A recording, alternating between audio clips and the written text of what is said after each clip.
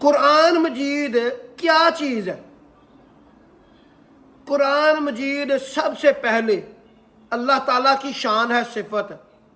اللہ تعالیٰ اس میں کہتا ہے کہ میں زندہ ہوں، ہمیشہ رہنے والا ہوں، میں الہ ہوں، میں عبادت کے لائق ہوں، میرے علاوہ کوئی رب ہے ہی نہیں۔ اللہ تعالیٰ کہتا ہے نہ مجھے نیند آتی ہے نہ اونگ آتی ہے۔ اللہ تعالیٰ کہتا ہے پوری کائنات میں کوئی ہے جو میری اجازت اور میری سفارش کے بغیر مجھ سے بات کر سکے؟ اللہ تعالیٰ کہتا ہے میری جو کرسی ہے وہ مضبوط ہے۔ اللہ تعالیٰ کہتا ہے کہ میں اکیلا ہوں، میرے علاوہ کوئی رب نہیں ہے، ہر چیز کا مالک ہوں۔ اللہ تعالیٰ کہتا ہے یہ زمین و آسمان میں نے 6 دن میں بنائے اور پھر میں اپنے عرش پر استوار ہوا۔ اسی قرآن میں کہتا ہے اللہ کہ میں ہر جگہ موجود ہوں۔ سورۃ بقرہ میں وَلِلَّهِ الْمَشْرِقُ وَالْمَغْرِبُ وَأَيْنَمَا تُوَلُّوا فَثَمَّ وَجْهُ اللَّهِ، جس طرف بھی دیکھو اللہ ادھر ہی موجود ہے۔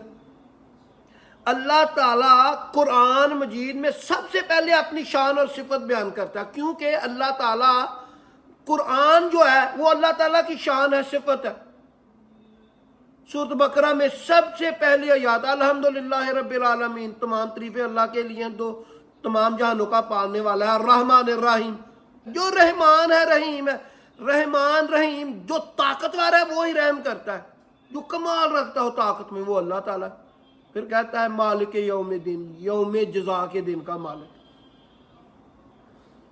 اللہ تعالیٰ کہتا ہے قل هو اللہ احد، کہو اللہ ایک ہے، اللہ الصمد، اللہ بے نیاز ہے، اس کو کسی کی پرواہ نہیں ہے، بے نیاز ہے۔ لم یلد ولم یولد، نہ وہ کسی کا بیٹا ہے نہ وہ کسی کا باپ ہے، اور اس کا کوئی ہمسر نہیں، اس کا کوئی برابر نہیں ہے، ہر چیز سے وہ بڑا ہے۔ سب سے پہلے قرآن مجید اللہ تعالیٰ کی شان ہے، صفت ہے۔ اللہ تعالیٰ کہتا ہے رب المشرقین و رب المغربین، دونوں مشرقوں کا مالک ہے، دونوں مغربوں کا مالک ہے۔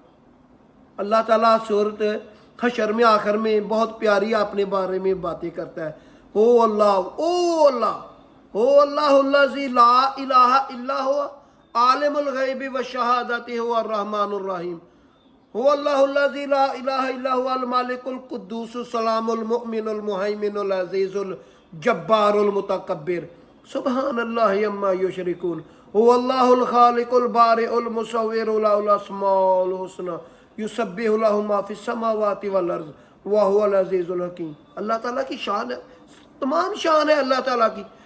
اللہ تعالیٰ یہ جو سورۃ حشر کی آخری آیات ہیں یہ پڑھ کر اپنے اوپر دم کیا جائے، اللہ تعالیٰ جادو ٹونے سے، فتنے فساد سے دور کرتا ہے، اللہ تعالیٰ کی رحمت ہو جاتی ہے، اس کا بھی ذکر کرنا چاہیے۔ اس کے بعد قرآن مجید حالات و واقعات ہے جو نبی صلی اللہ علیہ وآلہ وسلم کے دنیا میں آنے سے پہلے گزر چکے ہیں، جو جن جن پر عذاب آیا ہے، جو جو اللہ تعالیٰ نے معاملات کیے ہیں وہ بتاتا ہے، جو آج کے بعد قیامت تک ہونے والے واقعات ہیں وہ بتاتا ہے، اور جو واقعات پیچھے گزر چکے ہیں قرآن مجید کے اترنے سے پہلے ان کے نشانات ملتے ہیں۔ جیسے عاد و سمود کے بارے میں کہتا ہے، اللہ کہتا ہے وہ طاقتور بہت ہی، ایسے طاقتور میں نے پہلے پیدا ہی نہیں کیے تھے، ان کے نشانات دیکھ لو، وہ پہاڑوں میں گھر بنائے ہوئے ہیں، اتنے بڑے سٹیپ ہیں کہ ان سے عام انسان کو اوپر سٹیپ استعمال ہی نہیں کر سکتا، اتنے مضبوط ہیں، ان کے نشانات ملتے ہیں۔ قرآن بعد میں اتر رہا ہے، ان کی نشاندہی کر رہا ہے۔